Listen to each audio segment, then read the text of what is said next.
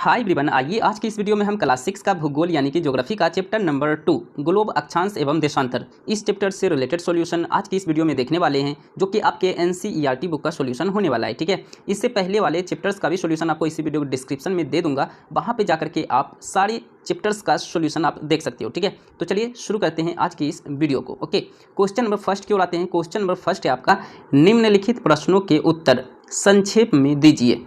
Question number first में ही आपके total 7 questions दिए हुए हैं। ठीक है, तो चलिए एक एक क्वेश्चंस को यहाँ पे हम डिस्कस करते हैं। ठीक है, और समझते हैं। पहला क्वेश्चन आपका दिया हुआ है, पृथ्वी का आकार यानी वास्तविक आकार क्या है।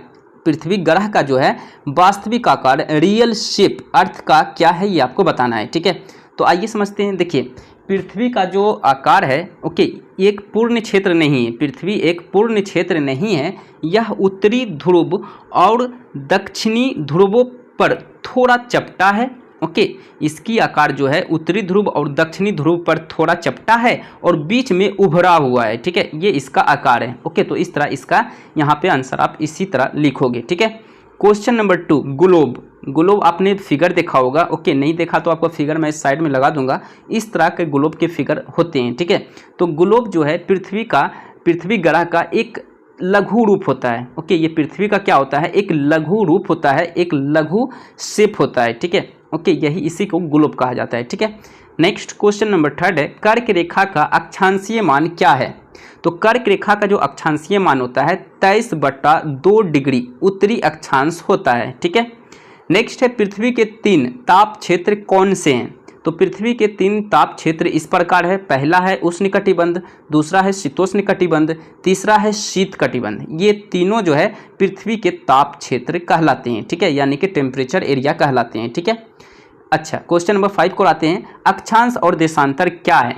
ओके, इसे आपको परिभाषित करना है कि अक्षांश और देशांतर रेखाएं क्या किससे कहा जाता है। ठीक है, पहले हम लोग बात कर लेते हैं अक्षांश रेखा का। ठीक है, देखिए, ग्लोब के ऊपर पूर्व दिशा से पश्चिम दिशा की ओर खींची गई काल्पनिक रेखा, इमेजिनरी लाइन, ओके, इसी को हम लोग अक्षांश रेखा कहते हैं। इसी को इंग्लिश में लैटिट्यूड भी कहा जाता है। ठीक है, इसी तरह बात कर लेते हैं देशांतर रेखा की।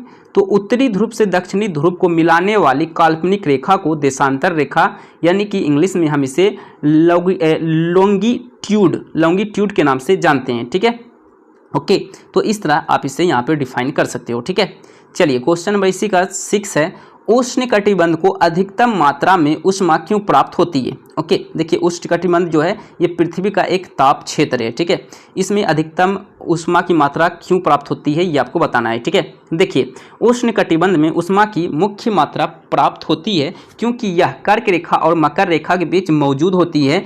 इन दो कटिबंधों के बीच के सभी मॉडल सूर्य के वर्ष में एक बार बिल्कुल सिर के ऊपर होते हैं। ठीक है, ये जो है इन दो कटिबंधों के बीच के सभी मॉडल सूर्य वर्ष में एक बार बिल्कुल सिर के ऊपर होते हैं। ठीक है, ओके, चलिए नेक्स्ट क्वेश्चन नंबर इसी का 7 है, भारत में शाम 5:30 बजे और लंदन में दोपहर 12 बजे क्यों होता है। ठीक है, यानी कि भारत में अगर शाम का 5:30 हो रहा है तो उसी समय लंदन में दोपहर का 12 बजता है। ऐसा क्यों होता है। देखिए, भारत ग्रीनविच के पूर्व में 82 डिग्री और 30 डिग्री पूर्व में स्थित है। यह GMT से 5 घंटे 30 मिनट आगे है। तो पृथ्वी शाम में 5:30 बजे होंगे, तब उस समय लंदन में दोपहर के 12 बज रहे होंगे। ठीक है, यही कारण है। ठीक है, ओके, चलिए अब हम लोग देखते हैं क्वेश्चन नंबर नेक्स्ट 2, सभी उत्तर पर निशान लगाएं। जो इसका आंसर है उस पर आपको टिक करना है। जैसे 2 नंबर का पहला क्वेश्चन है, प्रधान मध्याह्न रेखा का मान क्या होता है। तो इसका मान होता है 0 डिग्री। तो यहाँ पे एक ऑप्शन नंबर खो पे आपको इस तरह टिक कर लेना है। ठीक है, ओके, तो यहाँ पे मैंने तो आंसर लिख लिया, बट आपको यहाँ पे इस तरह टिक करना है। ठीक है, क्वेश्चन नंबर 2 है, शीत कटिबंध किसके नज़दीक पाया जाता है। तो ये ध्रुवों के नज़दीक पाया जाता है। तो यहाँ पे इसका को में यानी ध्रुव में पोल पे इसका जो है नज़दीकी होती है। ठीक है, तो को में इसका आपको टिक लगा देना है। ठीक है, देशांतर की कुल संख्या कितनी है। देशांतर रेखाएं की कुल संख्या 360 है। ठीक है, तो को में आपको टिक कर लेना है 360। ओके, अंटार्कटिक वृत्त स्थित है। ये कहाँ स्थित है? तो ये दक्षिणी ध्रुव दक्षिणी गोलार्ध में स्थित है। ठीक है, दक्षिणी गोलार्ध में, यानी कि ये खो में आपको टिक कर लेना है, दक्षिणी गोलार्ध में। ठीक है, अच्छा इसी का क्वेश्चन नंबर 5 है, बेरोजगार एक नेटवर्क है। ओके, जैसे पहला दिया हुआ है विषाणु की विशेषताएं एवं देशांतर की यमनोत्तर रेखाएं, दूसरा कर्क रेखा और मकर रेखा, फिर गो नंबर में दिया हुआ है उत्तरी ध्रुव और दक्षिणी ध्रुव। ओके, तो यहाँ पे 3 ऑप्शंस दिए हुए हैं, तो इसका करेक्ट आंसर हो जाएगा विशालों की विशेषताएं। ओके, विशालों की विशेषताएं और देशांतर की यमोत्तर रेखाएं। ओके, ऑप्शन नंबर इसका को, इसका करेक्ट हो जाएगा आंसर। ठीक है, तो को पे आपको टिक कर लेना है। ठीक है, ओके, तो इस तरह ये आपका कंप्लीट हो चुका है क्वेश्चन नंबर 2 भी। अब क्वेश्चन नंबर 3 में है फिल इन द ब्लैंक्स, आपको फिल करना है, रिक्त स्थानों को भरना है। ओके, तो यहाँ पे आपको क्वेश्चन से मकर रेखा खाली स्थान पर स्थित है। ठीक है, तो ये तो आपका क्वेश्चन रहा। ओके, ये क्या है आपका, ये सारा का सारा 5 तक क्वेश्चन दिया हुआ है। हम लोग डायरेक्ट आते हैं आंसर पे। ठीक है, जैसे यहाँ पे आंसर, यहाँ पे उत्तर, यहाँ से स्टार्ट है। ओके, ये जो आपको दिख रहा है ना, ये आपका खाली स्थान है, हाईलाइट है, और ये रंग जो है रेड कलर का है, ये आपका आंसर है, खाली स्थान है। ठीक है, जैसे मकर रेखा खाली स्थान था, दक्षिण में स्थित है, तो मकर रेखा जो है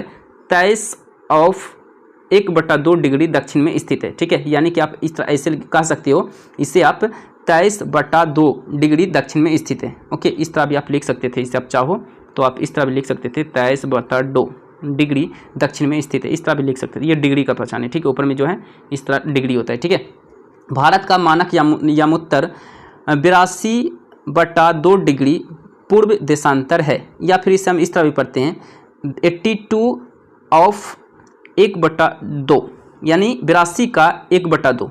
ओके, पूर्व देशांतर है। ठीक है, 0 डिग्री मेरिडियन को प्राइम मेरिडियन के रूप में जानते हैं। ठीक है, तो इस तरह यहाँ पे आपको यहाँ पे फिल कर लेना है। ठीक है, ये देखिए क्वेश्चन है, क्वेश्चन में जहाँ जहाँ खाली स्थान था ना, वहाँ पे मैंने रेड और यहाँ पे आपको बोल्ड किया हुआ जो आपको टेक्स्ट दिख रहा है, यही इसका आंसर है। ठीक है, देशांतरों के बीच की दूरी ध्रुवों की तरफ घटती जाती है। ठीक है, तो यहाँ पे ध्रुवों जो है ये इसका खाली स्थान था। ठीक है, नेक्स्ट है उत्तर ध्रुव वृत्त उत्तरी गोलार्ध में स्थित है। ठीक है, उत्तर ध्रुव वृत्त जो है उत्तरी गोलार्ध में स्थित है। ठीक है, तो यहाँ पे उत्तरी जो है ये आपका खाली स्थान था, यहाँ पे आपको भरना था। ठीक है, तो इस तरह मैंने आज की इस वीडियो में क्लास 6 का ज्योग्राफी का चैप्टर नंबर 2 हमने एनसीईआरटी बुक का सॉल्यूशन मैंने कंप्लीट कर लिया है। ठीक है, तो इसी तरह हम लोग चैप्टर वाइज नेक्स्ट वीडियो में मिलते हैं। ठीक है, सो आज के लिए इतना, वीडियो को लाइक करें, चैनल को सब्सक्राइब करें, मिलते हैं नेक्स्ट वीडियो में। आज के लिए इतना ही, सो थैंक यू। ओके, सभी चैप्टर्स का लिंक आपको हर एक वीडियो के डिस्क्रिप्शन में एक प्लेलिस्ट के रूप में मिल जाएगा, वहाँ पर जाकर के आप सारे चैप्टर्स का सॉल्यूशन भी देख सकते हो। So thank you.